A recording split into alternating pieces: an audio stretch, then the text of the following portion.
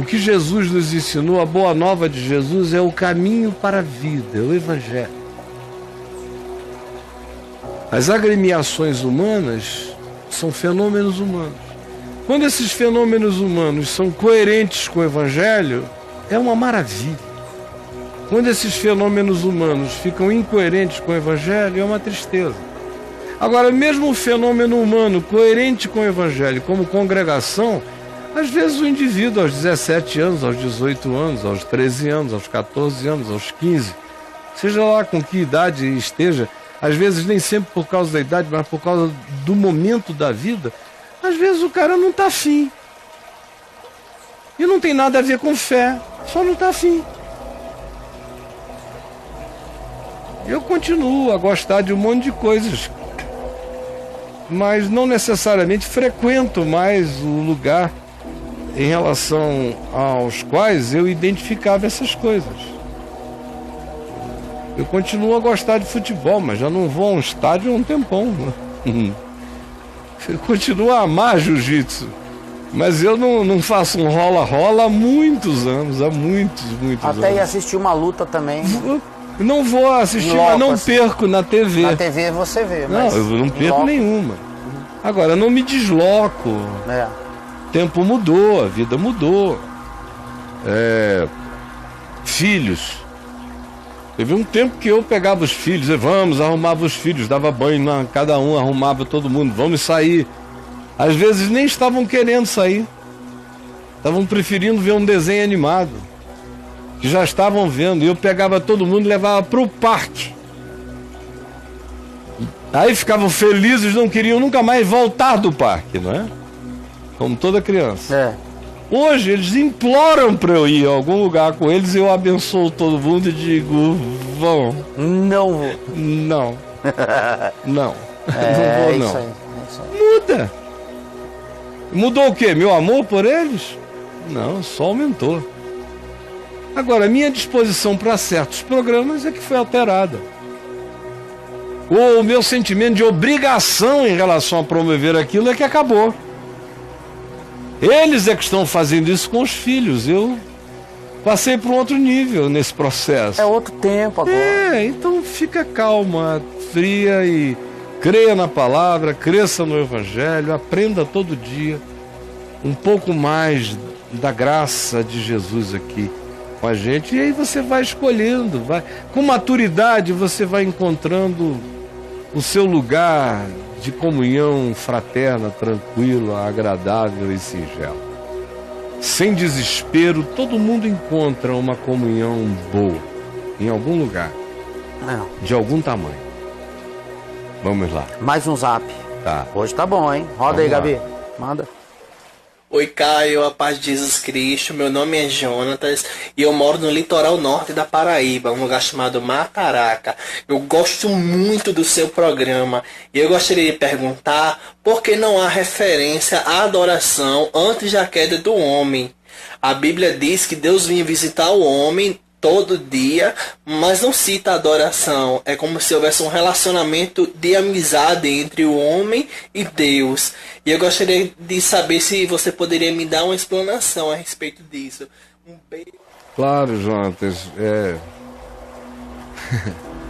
O que é adoração? Adoração a Deus é amizade, é saber de Deus e ser sabido por Deus, é respirar Deus, amar Deus. É que você é filho da religião. Aí a religião é que inventou essa história. Que não basta amar a Deus e ao próximo. Você tem que também matar uns animais, fazer algumas coisas, andar até um gasofilácio e botar uma pancada de dinheiro lá, que é pra... Viu, Deus? Também, tá? O livro de Gênesis, já que você começou pelo Gênesis, nos diz que o processo cultico, esse processo de rito, de liturgia, de culto, que acabou se transformando no processo religioso, começou com um homem chamado Enos. Está lá na descendência, os descendentes de Adão. Se diz que no meio desses descendentes nasceu Enos. E lá se diz, daqueles dias em diante passou-se a cultuar o nome do Senhor.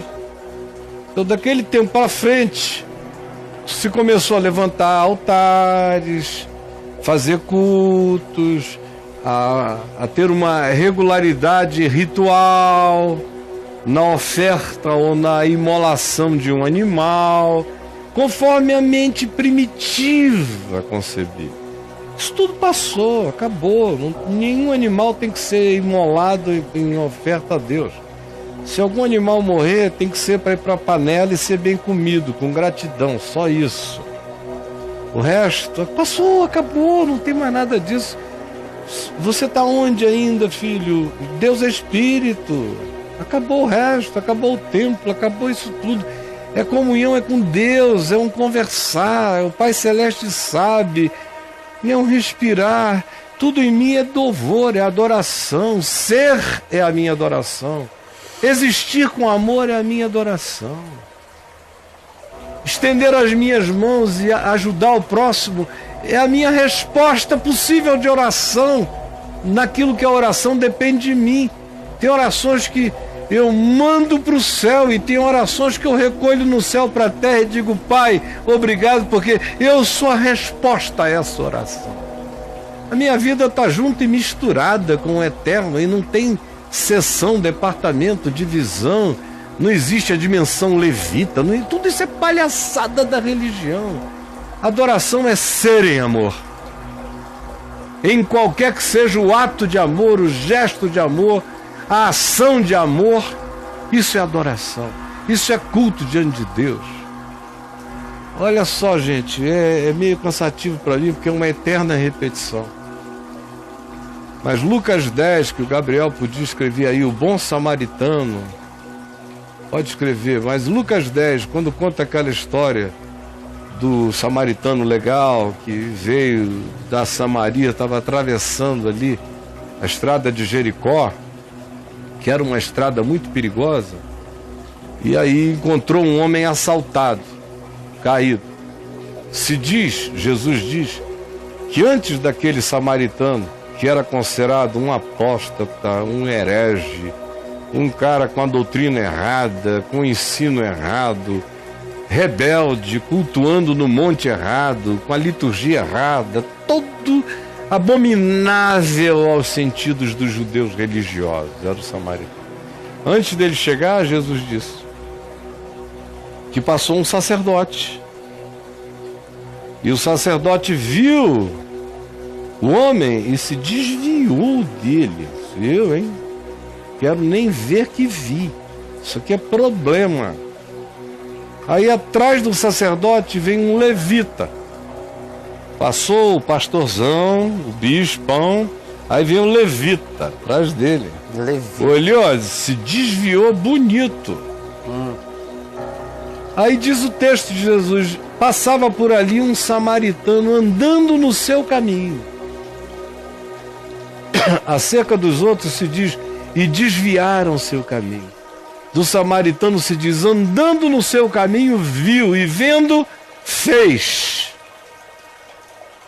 E aí, ironicamente, Jesus usa as expressões e alguns elementos que eram usados para descrever um culto num altar judaico.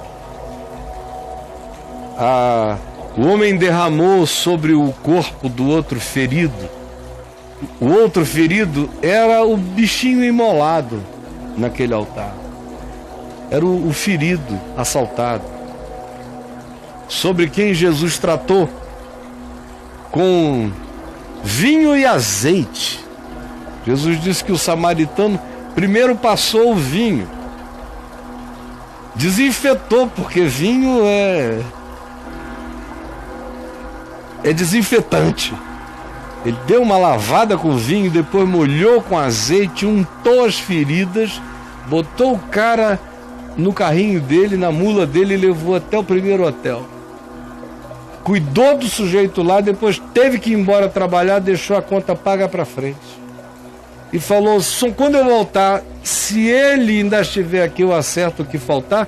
Se ele já tiver ido e o que eu deixei não tiver coberto tudo, me fala que a conta dele é minha. Aí Jesus está perguntando, quem é que adorou a quem? Quem é que cultuou a quem? Quem é que serviu a Deus? Que culto foi agradável a Deus? Foi do sacerdote que passou correndo para fazer um culto lá em Jericó, para não perder o turno dele no culto de Jerusalém? Ou do levita? Não. Quem cultuou a Deus foi quem se ajoelhou na estrada, foi quem levantou o caído, foi quem abraçou o próximo, foi quem agiu de misericórdia para com ele. Esse é o grande cultuador, esse é o sacerdote da vida, esse é o levita natural da existência. São os únicos que fazem sentido, são aqueles que não pensam e que não pensam naquilo como tarefa, obrigação ou ministério, que entendem aquilo como fruto natural de viver e de ser. O que passar disso é religião, é doença e eu tô fora.